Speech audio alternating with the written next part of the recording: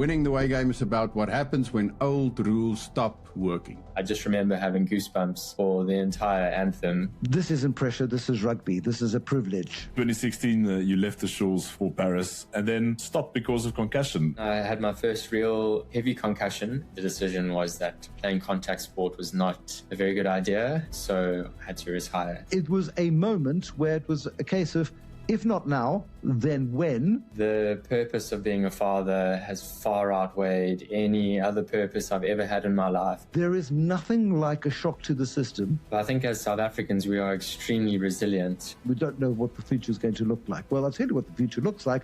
It's more diversified. It's not broken. It's just different.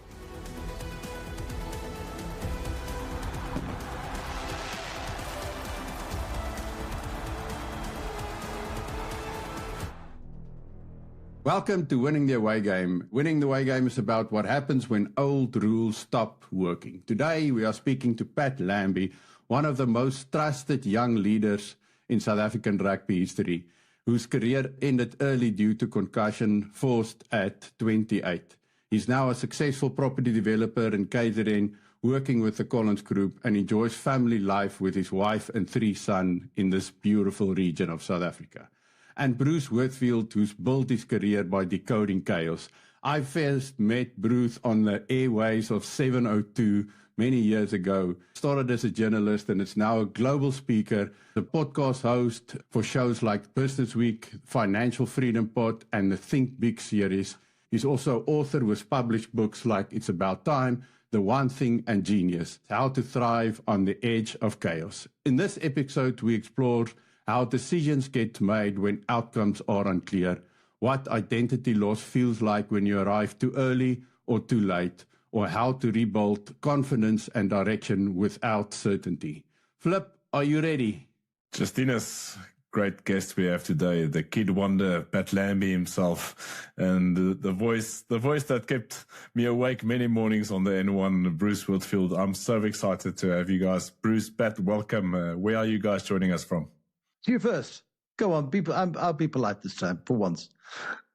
Thanks, Bruce. Thanks, Justinus. And Flip, I am joining you guys from the north coast of KZN. Lovely, Bruce. And I'm in London in a gentleman's club. You know what gentleman's clubs are like. I'm not wearing a tie. I'm wearing a jacket at the moment. They're very, very serious places. And I must just show you because it's such a cool space. There's my desk. So clubs aren't all what they used to be. This one is called the Homegrown Club, and it's full of entrepreneurs and amazing people who, once we're done here, I'm going to go and meet and bully to come to a talk I'm giving here tonight. So, yeah, it's in central London at the moment. Absolutely wonderful. It's good to be all over. We can see Pat is in the lovely east coast of South Africa. The only one not wearing a jersey. Not in minus 22 like exactly. me. Yeah, exactly. So we have a little tradition on the podcast where we start, and we have to tell us your best Springbok moment. And normally we say bar 1995 with Pat, who would be bar Ellis Park and the All Blacks. Bruce, what is your favorite Springbok memory? My favorite Springbok memory is Rassie Erasmus in 2019 asked, what is pressure? And how did you cope with the pressure? And he said, this isn't pressure, this is rugby, this is a privilege. And he said, pressure is living in South Africa, pressure is not having a job in South Africa. And that moment of clarity and that moment of what rugby represents more and more. I was at a party in a place called Seven Oaks, which is just southeast of London, and I heard people talking. And I went, that's weird. I heard a name recognized. I recognized the name. And the name of Lincoln Marley was mentioned. Lincoln Marley is the chief executive of a listed company, ex-Standard Bank, ex-communist. He was the first proper communist I met when I was doing a university project at Rhodes many years ago, and he was my first communist that I interviewed. It was very exciting. He's no longer a communist, just for the record.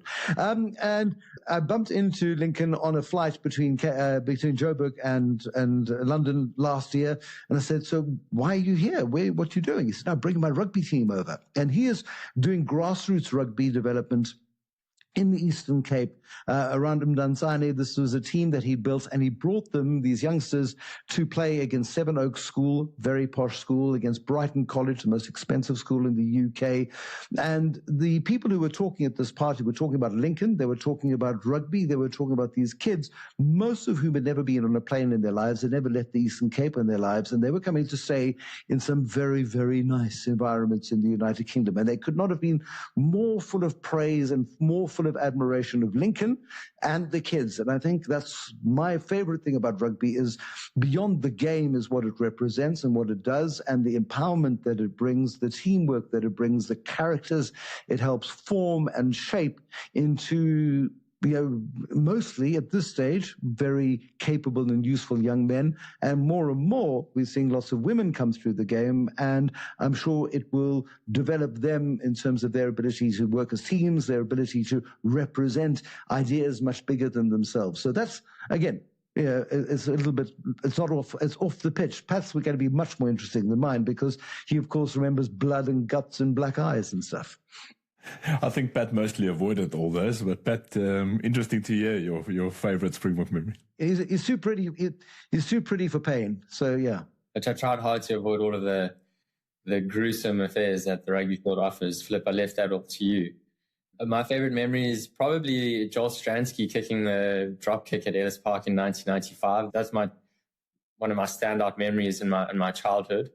Obviously, only being small and young at the time, but that's what childhood dreams are made of, to one day be in a position to also kick a winning drop goal against the All Blacks. And it sort of ties into a memory I had firsthand, I guess. Was my first ever test for the Springboks was against the All Blacks in Port Elizabeth in 2011, just before the Rugby World Cup. And the national anthem that day was sung extremely loudly, or certainly it felt that way to my ears. And I just remember having goosebumps for the entire anthem, and all of the childhood memories of watching the Springboks against the All Blacks, including Joel Stransky's drop goal, running through my memory or through my mind as we stood there and sang the national anthem to face the All Blacks for the first time. So those are my two standout memories. Isn't that amazing? Yeah. Memory, a game we won as well, Pat. Yeah, that was fantastic. Wow, it's one of the night memories, hey? But isn't it amazing, Pat? I mean, you were 5 years old when Joel Stransky kicked that drop goal in 95, how that manifested in your life and came full circle and became a reality. I get goosebumps just thinking about that. Yeah, it certainly helped that my brother and I had the videotape of the whole 95 World Cup. And it was one of like a handful of videotapes that we had growing up. So it was top of the pile always. Watched it hundreds of times. But yeah, certainly very special that it manifested into reality, I guess, my dreams. My best rugby claim to fame is I slept through the Rugby World Cup in 1995. Wow. I was doing overnight shifts at Reuters at the time in London, and I was doing 6 p.m. to 6 a.m., and I'd done a Friday, 6 p.m. to 6 a.m. I went home, fell asleep, woke up, got on the train, and going through Earl's Court, just having mad South Africans running around, and suddenly realizing I've just missed the biggest event in history since the 1994 elections, of course. But yeah, it was an astonishing moment, and how that grabbed the world, and how rugby keeps grabbing the world. I mean, it's that whole sense of South Africa being the only country to have won the World Cup 4 times and to have won it in succession in recent years, and what rugby brings together, and how rugby has transformed in the most beautiful and natural way, and how South Africans own rugby. And how it is now, the Springbok jersey, once derided by Trevor Manuel, famously wearing the All Black jersey to Parliament, or some sort of symbol of the All Blacks to Parliament, because they didn't represent him. And now rugby being so representative and being this most magnificent unifier in a country that needs it. So yeah, it's been bloody fantastic. Bruce, you know what's amazing to me is I actually, after the 23 World Cup, I became a little obsessed with trying to figure out what it would take for South Africa to win 5 of the next 10 World Cups. And in that search and journey, I ended up meeting Lincoln. And I don't know if he's ever told you the story of how he decided, or why he decided to because he grew up being an All Black supporter. And since the 2023 World Cup, he's actually decided to become a full-blown Springbok supporter. And it's such a fascinating story when he tells it. And he really starts with, like, even Nelson Mandela trying to convince his peers in 95 to become Springbok supporters, and he didn't. And he said the two main reasons he decided to become a Springbok supporter now is, one, he saw his son grow up and be a full-blooded Springbok supporter with none of the baggage he carried. And he saw Rassie really transforming rugby in a meaningful way in the last 6-7 years. And now he's become a full-blown Springbok supporter. We actually went to the Australia game together last year. What he's doing for rugby in the Eastern Cape is just absolutely mind-blowing. And you look at all the talents that South Africa's missed out on for generations, and you just go, and by doing it, one, it's a wonderful gesture, but also it's creating pipelines and it's creating real talent for the future. So that is the secret sauce that keep feeding the machine. Yeah. Speaking of talent, Pat Lambie, probably one of the best that grazed the fields of South Africa from a very young age. And yeah, I can say it out loud, tragically cut short for South Africans. I think you still as good enough, Nick, to still play and should have been part of all that. 2016, you left the shores for Paris, stepped into a racing metro team that won everything and anything, played alongside my brother back in the day, and then stopped because of concussion. Take us a little bit through that journey, and you decided to go back to South Africa without much hesitation. Take us a little bit through that period of your life.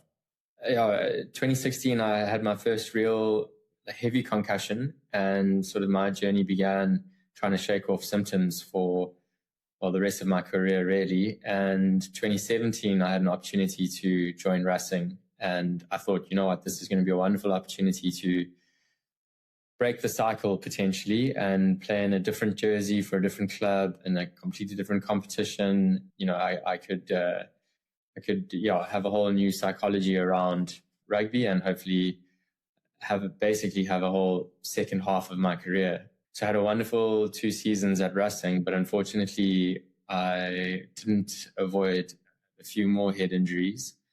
And in the end, after seeing doctors in France, the UK and South Africa, and taking on all the advice that I could, the decision was that playing contact sport was not a very good idea. And so I had to retire.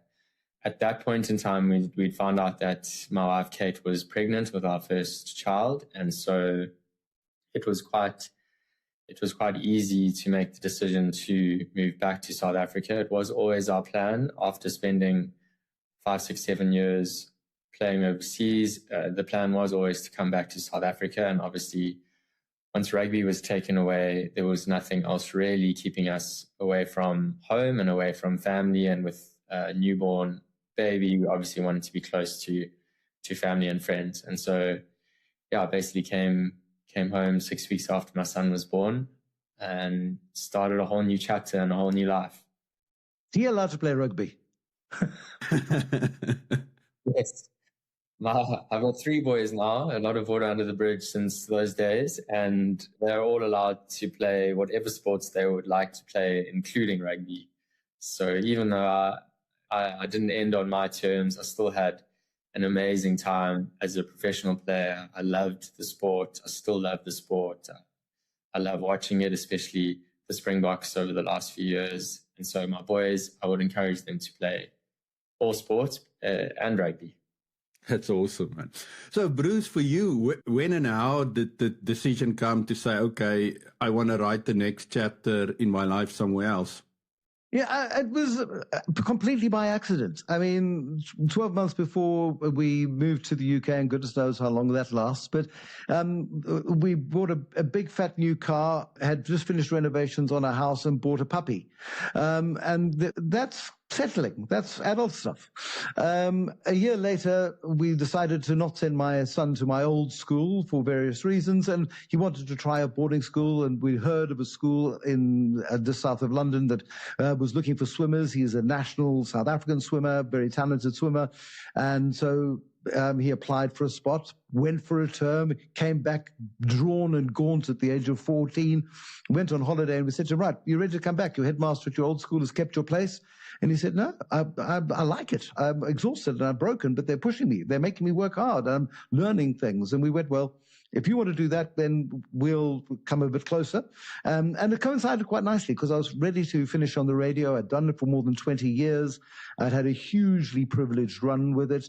And I could have kept on doing it for ages, but I was kind of I felt myself becoming a little bit complacent. And I thought, how do I ramp up what I do? And I need to have a little bit of fear, a little bit of the burning platform. And so I thought, well, if I don't do it now, a couple of years' time, I'll be more risk averse and I won't do it. So let's go and jump into the fire. Within 6 months, the puppy had been boxed up and sent to my sister who lives in another part of Surrey. The car had been sold at a huge loss. The house was on the market because it was too tender to rent out and too many good memories there. And the next thing, we arrived in a place we'd never been to and said, right, let's find a house. Let's see how this works out. And so I wish I could say that after years of telling people about planning, how important it is to consider things and to carefully weigh up these decisions that you take, these life-changing decisions, it was a moment where it was a case of, if not now, then when? And nothing is undoable. And I've spent 99% of my life in South Africa. It is very much part of my DNA. Lots of ancestors buried in weird and wonderful places all over the country. And my kids are, their blood is green. And whenever the Springboks come within a 20-mile radius, the hassle starts. And so there is very much a close connection. And I worked out the other day, I've spent 37% of time in the last 2.5 years out of the United Kingdom, most of it in South Africa, sometime in Southeast Asia, in the Middle East, doing various things. But the decision to move. And a lot of people, and I think 20 years ago, moving countries was a little bit like losing a limb. I don't think it's like that anymore. I think we're far more flexible. They're very convenient and easy bus rides that go. Just this weekend, for example, I leave on Saturday night, land on Sunday, do a big event on Monday, back on a plane on Monday night to be back in London for something on Wednesday. Because you can. And so, sorry, planet, I know I'm a bad person, I'll plant some trees, but the convenience of global travel and connectivity is amazing. That is quite incredible, Bruce. And the green fields of south of London is a far cry from Viljoensgryn, where we just spoke earlier, where you grew up with your brown school shoes, to identify you. Exactly. But surely, and there's a big narrative between, say with Pat and with myself and Justina's that started over in Canada as well. When you have to rebuild, you had a very good identity in South Africa. Everyone knew, without saying his name, when the golden voice came on the radio, we knew it's Bruce Whitfield. What is the process that you go through to rebuild that Bruce Whitfield? It's a never-ending process, and that complacency was the thing that I was really worried about, because I morphed in the last decade into, yes, doing the radio show and doing some stuff on TV, but more and more writing books and then using the lessons out of those books to convert into professional speaking opportunities. And people would phone up my agent and say, is Bruce available next Wednesday? And she'd say, what would you like him to talk about? Oh, whatever it feels like talking about. And I would turn up and people would generally, nobody would throw up, nobody died, it was fine. And so it was really comfortable. It was so easy. And what a privilege, an incredible privilege that was. That platform gave profile that I could never have dreamed of. Watching my father as an AI practitioner in the Free State in the 1970s. AI was a big thing in the 70s. Artificial insemination. And it's the reason why I do what I do, because my earliest memory And I can smell the dust now. I was sitting in my dad's Hilux watching as he and some very big-eyed cows were standing underneath these 3 blue gum trees next to a reservoir on the Vlaktes. There's nothing else anywhere in the background. The Groenebloem grain silos in the distance are the nearest landmark. And my old man is elbow deep inside a cow, trying to find the cervix and trying to insert a straw of imported bull semen. You never had this on this podcast before. Imported from the Petworth estate in Sussex, so that he can get the best cattle he could possibly get. And I looked at that and I listened to a guy called Jeremy Dawes talking on the radio, and I went, I'm going to do that rather than that, because I'm not doing to that cow what my father was doing to that cow. And yeah, at the age of 5 or 6, I made a decision to always go, to go into broadcasting, because it sure as hell beat working, that's for sure. But yeah, having that presence and that brand was an astonishing thing. It was absolutely wonderful. And I continued to serve that market with the News 24 podcast called Bruce Whitfield's Business Week. And there's we cut right to the chase of half an hour of business news. That's all you need to know. Just if you listen to this, you'll be fine, sort of thing. You don't need to worry yourself about the noise in the world.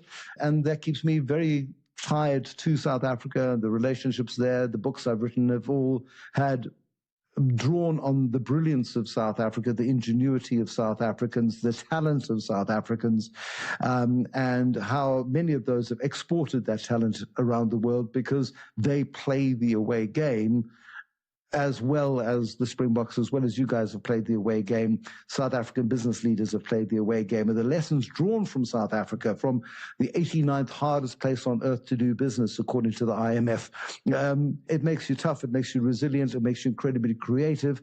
Not everybody succeeds in the away game, but those that do incredibly well at it. Wow, that's awesome, Bruce. And what I really liked about there is also the manifestation of going into radio from the age of 5. Like Pat manifested kicking a winning score against the All Blacks, you manifested ending up on radio. If you have no talent, you go onto radio. If you have a talent and you can cultivate it, you play rugby with the Springboks. I mean, it's two different things, you see. I'm just impressed. Jeremy Dawes was allowed. English radio was allowed for Viljoenskroon again. That's it's news for me. They tried to stop it, but there were lots of us, believe it or not.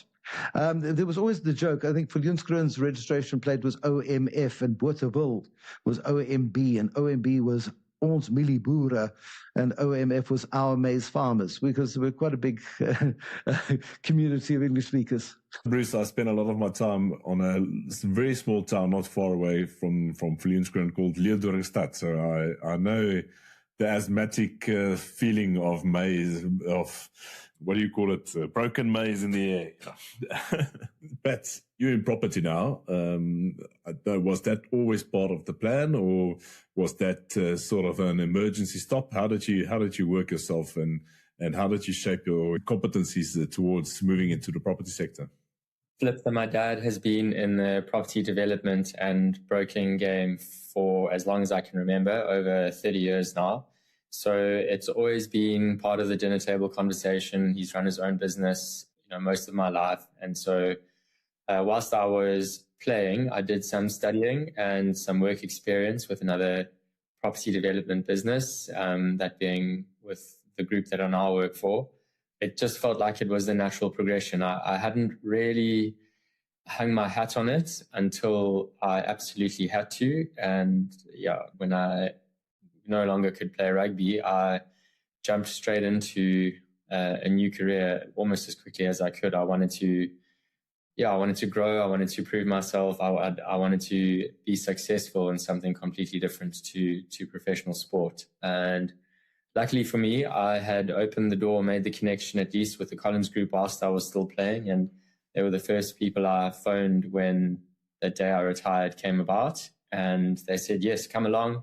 Don't know what you're going to do for us, but we'll try and find something and let's see how we go. And a few months of an internship led to a permanent position, and we're now almost 7 years down the line. And it's been a very cool journey. And I know, speaking to my other ex-teammates, how transitioning from playing sport into the working world is really, really hard. And it was very hard for me as well. But one thing that I'm so grateful for is that I have chosen an industry and a career that I can see myself staying in for many more years to come. And I haven't had to chop and change and bounce around and try and find my feet or find the thing that is going to keep me motivated or get me out of bed in the morning to go to work.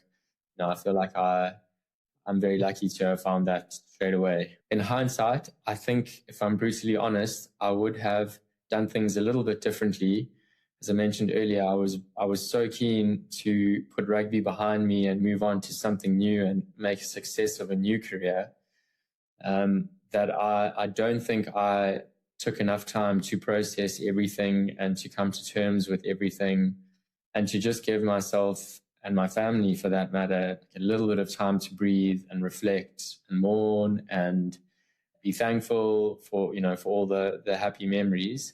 I probably, if I had it all over again, would have taken a 3 to 6 month sabbatical, a long extended family holiday, done some traveling, or just kick my feet up on a beach for a few months, just to let things all settle, and then crack on and dive into a new career. But it is what it is, and I'm really grateful that here we are now.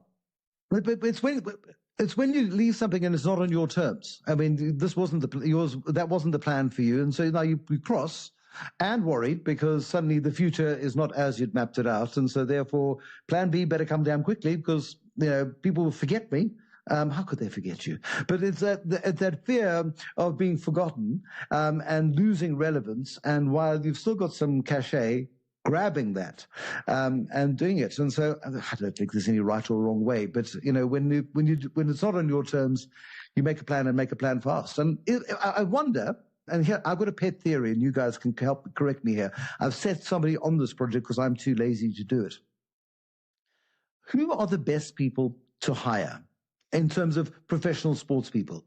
I mean, golfers, you can't hire them because they're allowed to play until they're 90. I chatted to Gary Player the other day, and he's still playing. So they're never available. Tennis players are very individualistic. They might do a bit of doubles. Rowers, they sit in straight rows and do as they're told. Cricketers, nice guys. Are they great hires? My feeling, and it's a pet project of mine, to try and prove that people who make the transition best out of professional sport into the workplace are rugby players, because it's rough, it's brutal, it's confrontational. But I've watched people like John Robbie and Nick Mallett interacting, and they had a big argument at the age of 17 between Oxford and Cambridge, and they still argue about it today. And both of them believes the other one is wrong, but they're the best of mates. And they get over stuff really quickly. They can disagree really vociferously. And I wonder if what's learnt on the rugby field, Pat, translates into the workplace. And you're going to be biased on this, so it's fine. But I think rugby translates to work better than most other sports.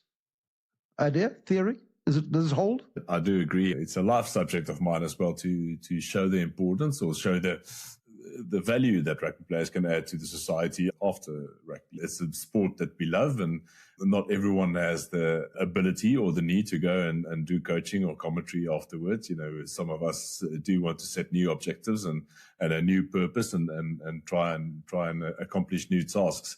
And we recently spoke to Schalk Brits as well, and he said, the first time you get to do a discounted cash flow, you want to be the best, because that's who we are as rugby players. You go out and you want to be the best number 10 that there is on that day, and you want to win no matter your size or shape. You want to be the best, but you're 15 years behind the guy that's been doing it all the time. So you're catching up again. So it's it's unlike military, where you have these programs where they put cotton wool all around you and streamline you up onto the top, and then yes general, you're the best, and then the sport players, and we just have to prove ourselves again. But luckily we're tough, and Pat, I want to get back to yourself. You said a very interesting thing there. In retrospect, you wanted to take some time off. What was the toughest thing for you to reshape that purpose, So, as rugby players, we admit that we get spoon-fed.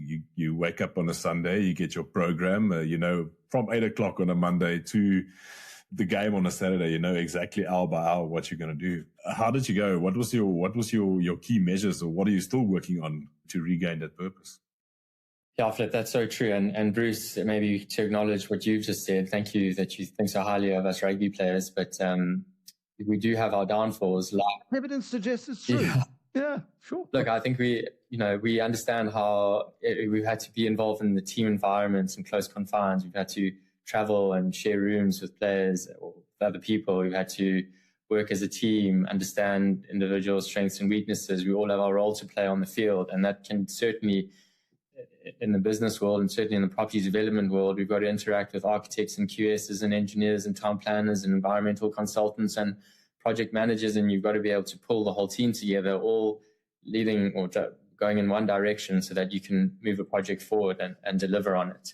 But to Flip's point, we do get spoon-fed and expect everything to be laid out on a plate in front of us, which can be a downfall.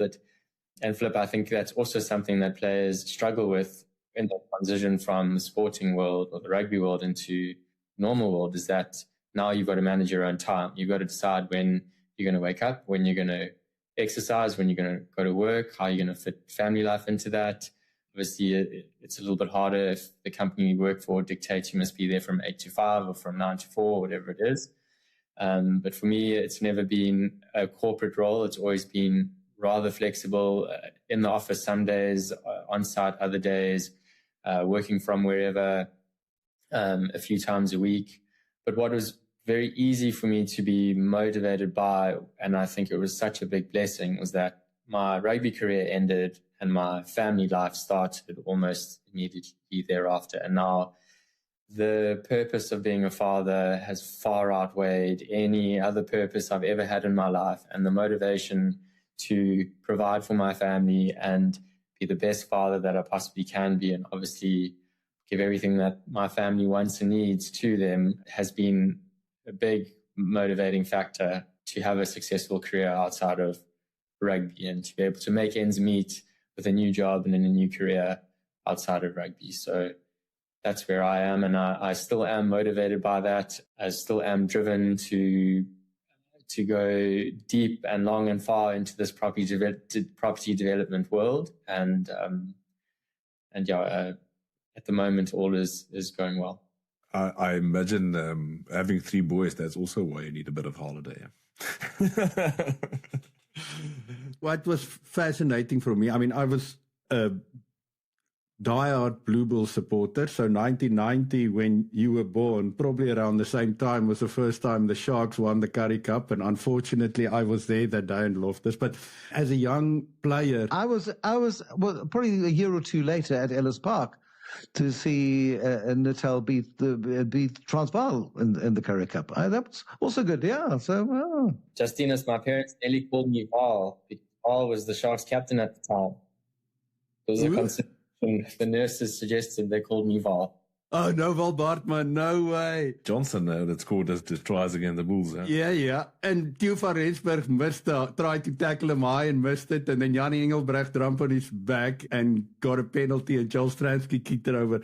But in any case, that was a very sad day in South African rugby history for me, obviously. 2007 was definitely the chance to get it back. But you as a player, what was amazing about you is you always just looked so confident. I mean, you were super young, you weren't that big, but it never looked like any of those things intimidated you. How did you feel like you were able to transfer that confidence from rugby into your new career and from rugby into fatherhood? Or was there points in that transition where you felt like, oh, shucks, I don't know what I'm doing? Or was the confidence came naturally in these new contexts as well? That's a good question. I certainly wasn't confident all the time. There were obviously dips in my career where I was lacking some confidence. But I think I've always been lucky to have fairly calm demeanor, I guess. And I don't easily get too flustered or too flattered for that matter. So, try not to have these big spikes of emotions and feelings, especially when you're out on the field and having to make decisions at the drop of a hat. I think the pressure of the rugby environment, particularly the 80 minutes that you're on the field, the decision-making process then is a lot more intense than it is in the business world. I think in the business world, you have more time to think things over and plan and strategize and get information that you need in order to make a decision. But the pressure in the business world is obviously a lot more on the financial side of things. So the decisions that you make can have huge financial implications. And that pressure, I've felt, is different to the pressure of being a player. Obviously, indirectly as a player, if you keep making rubbish decisions and performing poorly, then financially that's going to have a negative outcome on you, because you're going to get dropped and you're going to get left out of squads and you're not going to get re-signed in a contract and blah, blah, blah. But as a player, you're just trying to be the best version of yourself. And it's a passion and it's a love, and it's not as much of a job as it is a career in sport. So I'm not really sure if I've answered your question. I think one of the great things that sport has taught me is how to handle pressure and decision making, and how to deal with various opinions and various egos, and to make an informed decision and to not be too erratic with things. That's a very good point, and especially around the egos. Bruce, you've interviewed some. Well, hold on, the egos, Bruce. Sorry, hurt my feelings. There was a comma. You've interviewed some of the biggest personalities and therefore the biggest egos we've known. How do you manage to in those heated discussions to remain completely Switzerland, completely neutral, and not let your own opinion? That's always for me, for any radio personality or TV or podcast personality. That's the biggest strength, is to remain completely neutral. Oh no, you don't. You can't be neutral. We all are triggered by different things. Growing up in Viljoenskroon, there's a value set that comes from growing up, I think, in a more traditional environment. You get a very clear sense of what is right and what is wrong, a very clear sense of justice in the world. And if you have a strong sense of personal values and you understand how you see the world, and you believe very firmly that the world is better today than it was 20 years ago, and is better than it was 100 years ago and 500 years ago, and your role is to make it better 20 years from now, you have a clear understanding of the sorts of behaviors and the sorts of actions that people with a huge amount of power and authority, how they need to behave. And it's okay to be angry when they're behaving badly. So I went through a very angry 10 years between about 2008 and 2018, during the Zuma years, for example. The rage I felt. And I was reminded the other day of the night Nhlanhla Nene was fired as finance minister, and Gautrain was fairly new, and I just got onto the Gautrain, and there'd been lots of rumors during the week that he was going to be fired. And as I got onto the Gautrain, and on Sandton Station in those days, you could get an SMS, but then you went into the tunnel and you couldn't get one until you got to Marlborough, once your phone had decided to talk to the network again. I think it's changed now. But my producer sent me a message just after 8 o'clock. I just got off the radio. I was flying back down to Cape Town. And she went, "He's done it. He's fired Nene." And I had to spend the next 3 minutes looking at this going, and the rage. And that night I wrote the strongest opinion piece on my phone, sitting in economy on SAA 375 or 219 or whatever it was, and just the fury I felt. And I woke up the news editor at 7:02 and said, "Look, I don't know if you want to publish this thing, but I've written it. Please do publish it." And it went absolutely stratospheric the next day, because it was the voice of absolute rage at how dare this economically illiterate, incompetent, thieving person do this to an economy that's already on its knees. And at that point, I felt completely justified in taking a fairly strong view without using those expletives. And I think part of being a journalist is having a very clear sense of social justice and what is right and wrong, and batting for it. And I think that becomes dangerous when it's weaponized, either from the left or from the right. And so, yeah, objectivity is a myth. That was journalism on day one in 1989 at Rhodes University. Objectivity is a myth. So hold your values dear, be true to those values, represent those values, and try not to get personally involved, of course. But there have been times where I have had really intimate conversations with CEOs who are not my friends. I like them very much. I respect most of them very much. But we don't have I don't know what upsets their wives about them. I can guess in many cases, but it's not that kind of relationship. But it is a relationship with mutual respect where they've risen to a level of extraordinary capability. But often they're people who work in very narrow silos. So you've got chartered accountants, and they sort of go out of the silos, and so they appreciate a little bit of honest feedback and a little bit of conversations based in integrity. And there are some enormously big egos. Some of them are completely justified. There was some of them are misplaced. But my favorite story on ego in business, and then I'll stop for a second. He died recently, but Brian Gilbertson, big mining CEO, instrumental in global mining for many years. And I think he lived on the ridge in Westcliff, which is 10 minutes to downtown Joburg, maybe 15 if there was a bit of traffic. But he used to go by helicopter. And the helicopter would come and pick him up in his garden. He would then land on the roof. It probably took him longer to get into the helicopter, to take off, to go over downtown Joburg, land on the roof, to get in the lift and down to his office, and if he'd driven. But the line always was, whenever he landed on the building, the ego has landed. So yes, there are people who have big personalities, of course, and sometimes destructive egos, but generally I find many business leaders are simply people really clever, really good at what they do, able to get teams of people to do what they need to do to achieve goals, in the same way as when you've got great leadership in sport, they're better leaders in some respects than others. And those who have got great values and a bigger sense of purpose, which is a word that's overused nowadays, will ultimately be on the sports field, in the boardroom, will be the ones who are going to be most successful over time. That's a great story. Thanks for sharing, Bruce. Bruce, you mentioned a bit earlier that one of the latest books you written is... You mean this one?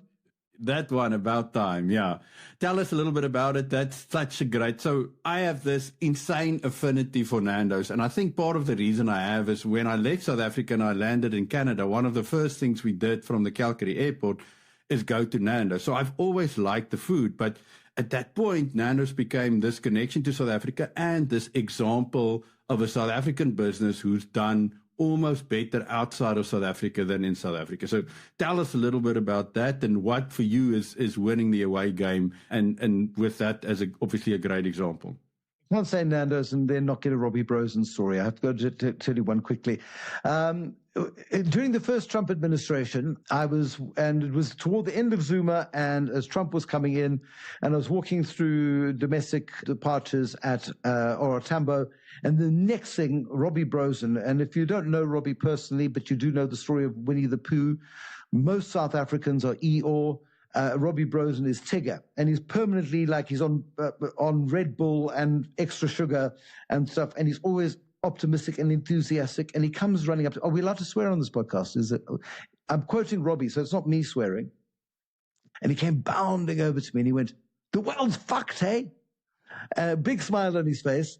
And it was just like, now South Africa doesn't look so cuck with that oak. Oh, it's great. And South Africa was going through its transition, and it's failed to grasp the opportunity that the end of Zuma brought, but to the extent that it should have. But that sense of Robbie and that enthusiasm, and the fact that Nando's has got, 1,500 outlets now, it's gradually spreading through the United States. Don't tell Donald Trump. And it's not Mexican, so it'll be fine. But he doesn't know where Mozambique is, so that's okay. So the chilies will still be allowed to go in. So Robbie is an exceptional South African, and I mean they got to 800 stores worldwide, and it was about 2008, and Robbie I think had just been pushing himself too hard, and he just went. It was time for adult supervision, and the rate of growth has slowed dramatically since then. But I think they're up to about 1,500 stores.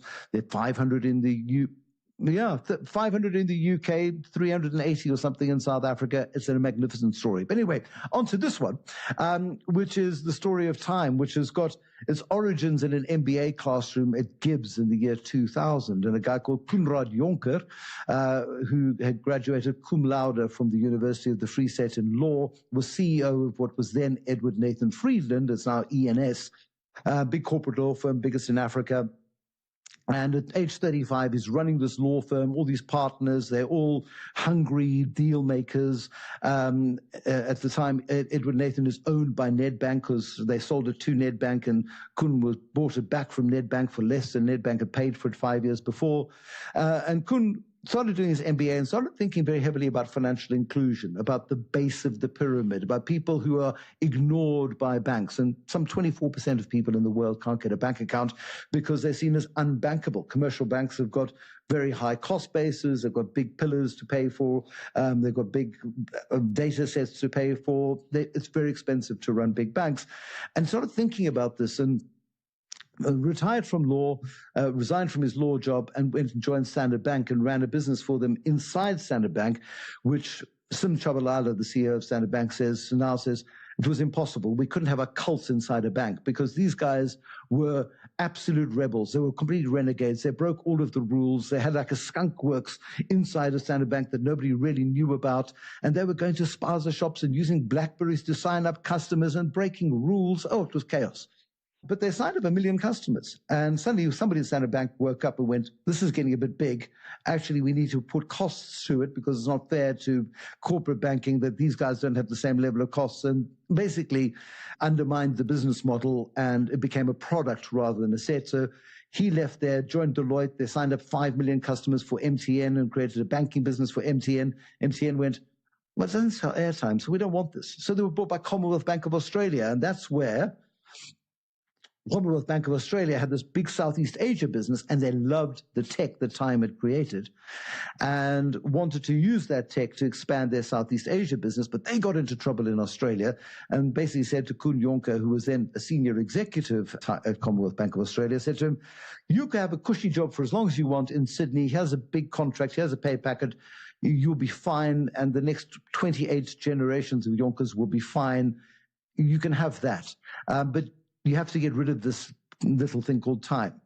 And Koen went to his old executive team and said, why don't we buy it back?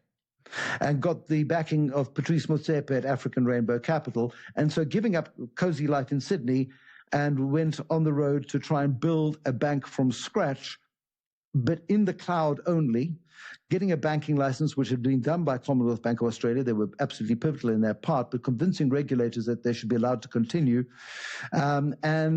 Getting the backing of Patrice Motsepe and building the business in South Africa. And if you want to know about winning the away game, I think the story of Time is the quintessential winning the away game story, because you hone your skills, you hone your systems, you hone your processes, you hone your value system in South Africa.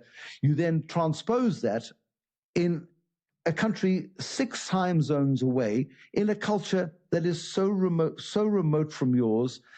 But you do it using the same techniques and strategies that you used in South Africa. So they teamed up with the Gokon family, which is one of the 10 wealthiest families in the Philippines.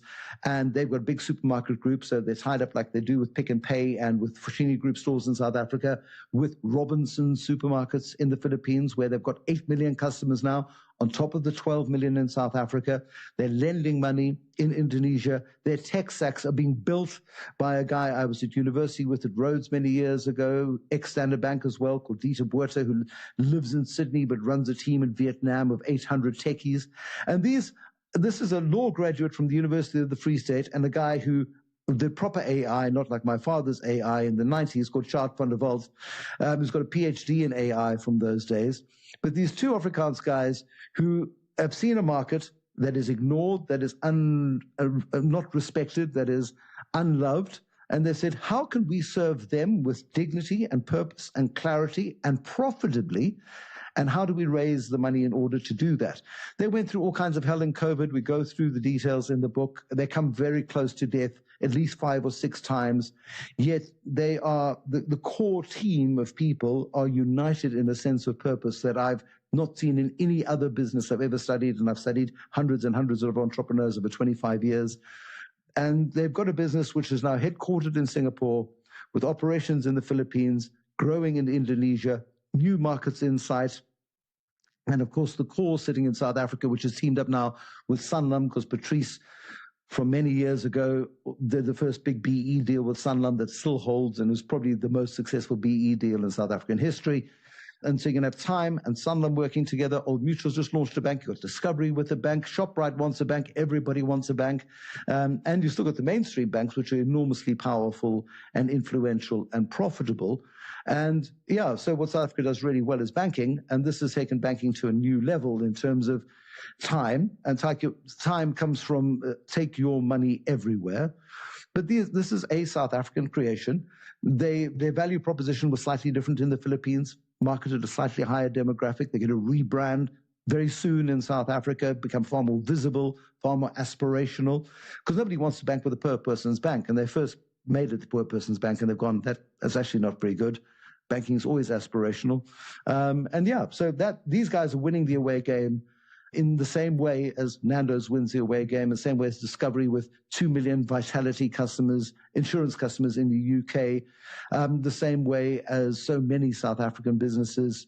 91, the old Investec Asset Management, Investec itself, phenomenal South African businesses are doing so well, largely in the UK, but increasingly in other parts of the world too, where you take real hunger, real business cases, and you transpose those into new markets. I mean, the Rolex guys, for example, were on the bones of their backside in South Africa, and I hope they're still doing well in the US, but they found a good market for superlative lawnmowers in the US, for example. There's so many great stories about it, about South Africans winning at away games in sports fields and, of course, in the corporate sector too.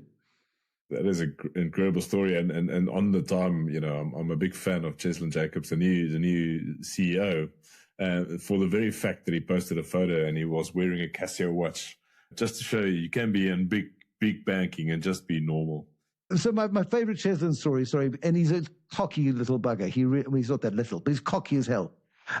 So he joined when they were all part of Standard Bank and has been part of the core team that left Standard Bank and went by Deloitte and Commonwealth Bank of Australia and all over the place. And one of the first things they did when they launched in 2019, they put a billboard in Rosebank directly across within eye line of Sim Chabalala's office, the CEO. And Sim is unflappable. Sim doesn't get agitated about anything, but apparently he admits to being quite cross about that because the billboard went, banking shouldn't be standard. Get a TymeBank account. And the only time Kun Jonker has worn a tie in the last 10 years was having to go and apologize to his old boss at Standard Bank. And they've remained very good friends. But the story of Time is one of cheek, it's one of opportunism, and it's one of serving a market that is largely ignored. Just as we move towards the end, and Pat, before you have to go jump off and market those lovely properties in the KwaZulu-Natal Midlands. Why do you reckon South Africans are so successful at winning the away game? And as you go in that, what is the next 10 years? What does winning for Pat look like? Flip, I think as South Africans, we are extremely resilient. We are a tough nation. We are so diverse with many different skill sets, but we are all extremely resilient. And I think we've got loads of opportunity within South Africa, and we grow up and develop skills to take advantage of those opportunities. And we can, as Bruce has mentioned, I'll then translate the skills that we've learned here anywhere in the world. And so it really is wonderful that there are so many happy, wonderful stories of South African businessmen and businesses that are winning their away game all around the globe. And then the second part of your question, what does it look like for me over the next little while? Look, I'm extremely optimistic about where South Africa is going. I'm extremely optimistic in particular about the KZN North Coast and the development that is happening here and the the areas that are being transformed into real pockets of excellence and bubbles that people from all over the country and from outside of South Africa are wanting to come and live in. And so, I see 10, 15, maybe even 20-year pipeline of development work out here on this north coast of the KZN province. And we are going to attract foreign investment, and we are going to create something that is quite unique and special, that offers wonderful climate all year round, warm sea, great services and infrastructure, and everything that you need within a 5 or 10 minute neighborhood. Schools, healthcare, shopping, entertainment, business opportunities. And we're going to rival other first world countries and other pockets of South Africa, at the moment boast a first world experience. Only place you can swim in the sea in July. Absolutely. Yeah, why not? I've got 2 boys, so, apparently there's quite a few schools over there, maybe keep a spot for me. Correct. We'll do that for you, Flo. Bruce, for you, what does the next 10 years look like, and what do you want to do, and how do you want to win the away game in the next few years? You know what, I mean, and we haven't really gone there, but I think a really important part, you said you wanted vulnerability. I'll give you vulnerability, just seen this. There's nothing like, if you're a rugby star and people like rugby, you can be anybody playing anywhere, and you will be known. And when you play, people will come to watch you. I remember giving John T. Rhodes a lift back. I know he's not a rugby player, from Sun City to Joburg. And he broke my bathroom door handle, but that's okay. Forgive you, John T. He got a hell of a grip, that guy. But John T was just talking about India and how he's more anonymous in South Africa than he was in India at the time, and the obsession with sports with stars. And I think the wonderful thing about sport is the brand recognition, the personal recognition it has, and the tragedy for so many sports people who don't leverage that wonderful brand value that they have. People like Val Bartman have done rather well. Val, I think, has bought he's bought another security company about to list it. Yeah, they've just bought and going to list on the JSE. So he's done rather well out of leveraging his brand. And Bobby, of course, is doing very well with Elixir in the UK, and the value of him as a former Springbok captain, still strong kudos here. When you've been in media in one market, as I have for so long, and yes, it's all very comfortable and very easy, and that was that complacency that I was afraid of back then. There is nothing like a shock to the system. It's a little bit like going to swim at Clifton in July, unlike on KZN where it's nice and warm. If you really want your heart rate to get going, go and jump in the ocean at Clifton in July, which I've done. Don't recommend it. Even in the middle of December, Bruce, it's very cold. Exactly.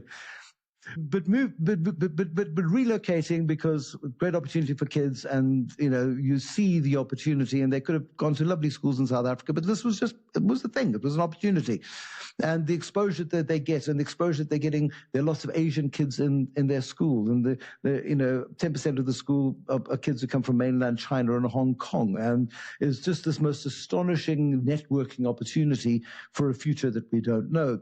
But you come into a market and you go, "Hi, I'm Bruce," and they go, "Yeah, that's nice. So what?" And you go, and then they lose interest before you even finish your first sentence. It takes a huge amount of time, a huge amount of work, and a huge amount of focused ability when you are in the soft arts, if you like, of delivering a message which is absolutely pertinent to the world right now, which is, how do you thrive at the edge of chaos? How do you seize the chaos advantage? And the chaos advantage is what I talk about at the moment, which is everything I've learned out of one of the toughest markets on earth, one of the most hostile business environments on earth, is highly relevant in this market today. How do you maintain confidence? How do you read the signals as to what has changed permanently? What is an anomaly? What is an aberration? The world right now is absolutely convinced that the old world order is dead and it's all going to fall apart, and we don't know what the future is going to look like. Well, I'll tell you what the future looks like. It's more diversified. It's not broken. It's just different, and you adjust to different in the same way as, who's the scariest bloke you've ever had run at you, Pat, on the rugby field? Probably Ma'a Nonu. I thought it would be me. He knows you're a teddy bear at heart, really. It's a perfect way to end it. Thank you guys for showing up today and participating. That was a fantastic conversation. Thank you very much, gentlemen. Thanks for having me. Well, thank you. Clip, thank you. Justinus, thank you. Awesome. Thank you very much.